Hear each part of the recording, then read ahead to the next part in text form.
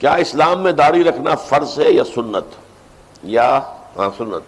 داڑھی جو ہے فرض نہیں ہے، سنت مؤکدہ ہے، لیکن بعض علماء کے نزدیک واجب ہے۔ واجب یہ سنت مؤکدہ اور فرض کے درمیان آتا ہے، فرض پھر واجب پھر سنت مؤکدہ پھر سنت غیر مؤکدہ پھر نفل اور پھر مستحب یا جو مباح، یہ درجات ہیں۔ لیکن یہ کہ سمجھ لیجئے کہ واجب کے درجے میں اس لیے یہ آ جاتی ہے میرے نزدیک کہ یہ ایک ایسی سنت ہے کہ ہے تو ہر وقت ہے اور نہیں ہے تو بالکل نہیں۔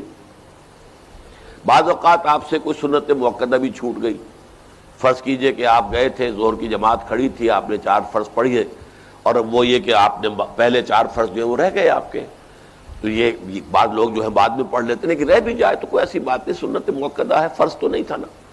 لیکن یہ کہ اگلے روز آپ نے نماز پڑھی تو سنت مؤکدہ بھی پڑھ لی، تو سنت کبھی رہ گئی کبھی آپ نے ادا کر لی۔ یہ داڑھی وہ شے ہے کہ جو ہے تو 24 گھنٹے ہے، نہیں ہے تو زیرو ہو گئی، اور نہ صرف زیرو ہو گئی بلکہ ہم عمل کرتے ہیں اس داڑھی کے خلاف، سنت کے خلاف عمل۔ جب آپ شیو کر رہے ہوتے ہیں تو یہ عمل کیا ہے؟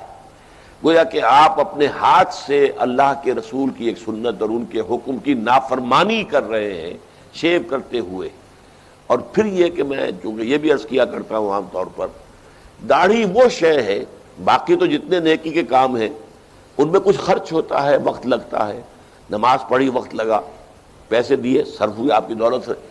داڑھی وہ سنت ہے کہ آپ اس میں پیسہ بچاتے ہیں، وقت بچاتے ہیں، خرچ کچھ نہیں ہوتا، بچتا ہے۔ اب ظاہر بات ہے ان تمام باتوں کے بعد بھی داڑھی نہیں رکھتے تو اس کا کیا مطلب ہے کہ ہمارے ذہنوں پر مغربی تہذیب کا اتنا غلبہ ہو گیا ہے کہ ہم وہ شکل و صورت اور شباہت جو بھی دنیا میں اس وقت عام طور پر ہے بس اسی کو اختیار کرنے کو ترجیح دیتے ہیں، اور حضور صلی اللہ علیہ وسلم کے سنت کی پیروی نہیں کر رہے ہیں، اور یہ چیز جو ہے میرے نزدیک بہت بڑی بات ہو جائے گی۔ من رغب عن سنتی فلیس منی، حضور نے فرمایا جسے میری سنت پسند نہیں ہے پھر اس کا مجھ سے کوئی تعلق نہیں۔